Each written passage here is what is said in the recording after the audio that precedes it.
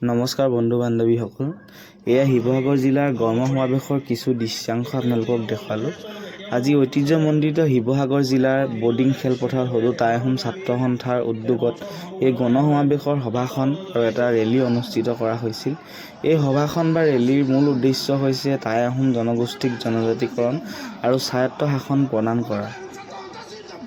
আজি বহুত দিন ধৰি অসম চৰকাৰে আমাৰ এই জনগোষ্ঠীটোক বহু প্ৰতাৰণা বা ভুল প্ৰতিশ্ৰুতি দি আহিছে। বাৰে বাৰে আহোম জনগোষ্ঠীটোক অপমান কৰি আহিছে। আমাৰ স্বৰ্গদেউসকলে যি পথ দেখুৱাই গৈছিল, হাতত হাত ধৰি আগুৱাই যোৱাৰ কথা কৈছিল বা আগুৱাই গৈছিল, এই জনজাতিটোকে আজি অসম চৰকাৰে শেষ কৰি পেলোৱাৰ এটা বিশাল ষড়যন্ত্ৰ হৈছে বুলি আমি ভাবোঁ। আৰু চৰকাৰৰ এই অতপালি সহ্য কৰা নহ'ব। সেইবাবে আজি এই বৰ্ডিং খেলপথাৰত হাজাৰ হাজাৰ আহোম জনগোষ্ঠীৰ লোক উপস্থিত হৈছে আৰু এই ৰেলীটোত অংশগ্ৰহণ কৰিছে।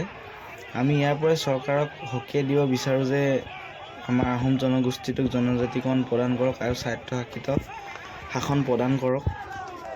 নহ'লে ইয়াতকৈ বেছি জংকী আন্দোলনৰ সন্মুখীন হ'ব লাগিব বুলি আমি সকীয়নি দিছোঁ।